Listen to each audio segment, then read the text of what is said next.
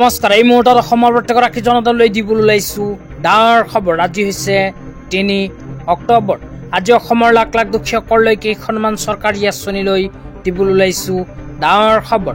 তো যিসকল মানুহে ভিডিঅ'টোত ক্লিক কৰিছে অনুগ্ৰহ কৰি ভিডিঅ'টো স্কিপ নকৰি প্ৰথমৰ পৰা শেষলৈ চাই থাকিব, কিয়নো এইটো ভিডিঅ'ৰ মাজত PM কিষাণ আঁচনিৰ পৰা আৰম্ভ কৰি ৰেচন কাৰ্ডলৈ কেইখনমান গুৰুত্বপূৰ্ণ খবৰ আপোনালোকক প্ৰদান কৰিম।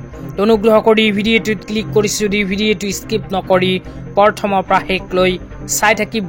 লগতে মোৰ চেনেলত নতুন হলে প্লিজ চেনেলটো ছাবস্ক্ৰাইব কৰি মোৰ লগত থাকিব। তো বলক ভিডিঅ'টো আৰম্ভ কৰি আজি প্ৰথমটো গুৰুত্বপূৰ্ণ খবৰৰ বিষয়ে বিস্তাৰিত জানি লওক। তো আজি প্ৰথমটো গুৰুত্বপূৰ্ণ খবৰ হ'ল PM কিষাণ আঁচনিলৈ। তো যিসকল কৃষকৰ নাম PM কিষাণ আঁচনিত অন্তৰ্ভুক্ত হৈ আছে, যিসকল কৃষকে PM কিষাণ আঁচনিৰ 21 নম্বৰ কিস্তিৰ 2000 টকা পাব বিচাৰে, সেইসকলে অনুগ্ৰহ কৰি ভিডিঅ'টো স্কিপ নকৰি চাই থাকিব। তো আপোনালোকৰ নাম যদি PM কিষাণ আঁচনিত অন্তৰ্ভুক্ত হৈ আছে তেন্তে অতি শীঘ্ৰে আপোনাৰ নামৰ ষ্টেটাছখন চাই লওক। তো আপোনালোকে PM কিষাণ আঁচনিৰ অফিচিয়েল ৱেবছাইটত ভিজিট কৰি আপোনাৰ নিজৰ নামৰ ষ্টেটাছটো এনেকুৱাকৈ চাব লাগিব।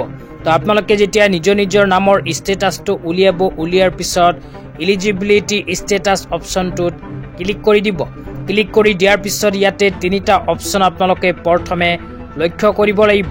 প্ৰথম অপশ্যনটো হ'ল লেণ্ড সিডিং, দ্বিতীয় নম্বৰ অপশ্যনটো হ'ল EKYC ষ্টেটাছ আৰু 3 নম্বৰ অপশ্যনটো হ'ল আধাৰ বেংক একাউণ্ট সিডিং ষ্টেটাছ।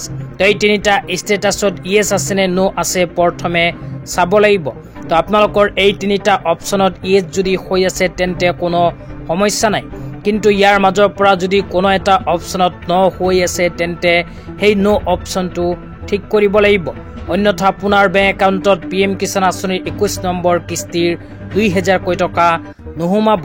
তো আপোনালোকৰ যদি লেণ্ড সিডিং অপশ্যনটোত ইয়েছৰ পৰিৱৰ্তে নো হৈ আছে তেন্তে অতি শীঘ্ৰে নিজৰ মাটিৰ তথ্য পাতিখিনি PM কিষাণ আঁচনিৰ লগত সংযোগ কৰিব লাগিব।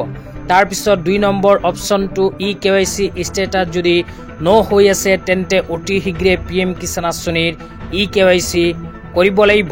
আৰু 3 নম্বৰ অপশ্যনটো হ'ল আধাৰ বেংক একাউণ্ট সিডিং ষ্টেটাছ।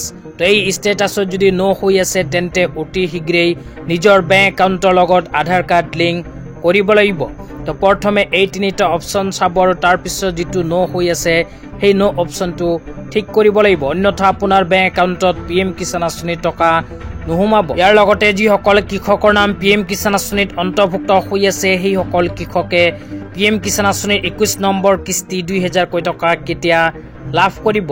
তো এই বিষয়ত নিউজ পৰ্টেলৰ ফালৰ পৰা প্ৰদান কৰা আপডেট অনুযায়ী কৃষকসকলে নিজৰ বেংক একাউণ্টত PM কিষাণ আঁচনিৰ 21 নম্বৰ কিস্তি 2000 টকা চলিত নৱেম্বৰ মাহতে লাভ কৰিব বুলি উল্লেখ কৰিছে, কিন্তু এতিয়ালৈকে অফিচিয়েল আপডেট অহা নাই।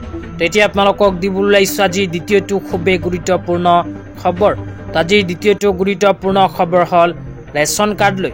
তো যিসকল মানুহৰ নাম ৰেচন কাৰ্ডত অন্তৰ্ভুক্ত হৈ আছে সেইসকল মানুহৰ বাবে আহি গ'ল ভাল খবৰ, কিয়নো অসম চৰকাৰে চলিত 1 নৱেম্বৰ তাৰিখৰ পৰা আৰম্ভ কৰি অহা 10 নৱেম্বৰ তাৰিখ পৰ্যন্ত যিসকল মানুহৰ ৰেচন কাৰ্ড আছে সেইসকল মানুহৰ বাবে ঘোষণা কৰিছে অন্য সেৱা দিন।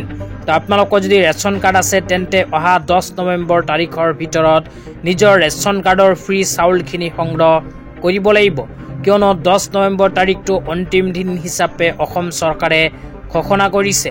সেইকাৰণে আপোনালোকে নিজৰ ৰেচন কাৰ্ড লৈ নিজৰ ৰেচন দোকানীৰ ওচৰত গৈ অহা 10 নৱেম্বৰ তাৰিখৰ ভিতৰত ফিংগাৰ দি নিজৰ ফ্ৰী চাউলখিনি সংগ্ৰহ কৰিব লাগিব, অন্যথা 10 নৱেম্বৰ পাৰ হ'লে আপোনালোকে চৰকাৰী ফ্ৰী চাউলখিনি আৰু লাভ নকৰে অতি সোনকালে। সেইকাৰণে আপোনালোকে নিজৰ ৰেচন দোকানীৰ ওচৰত গৈ ফ্ৰী চাউলখিনি সংগ্ৰহ কৰি ল'ব।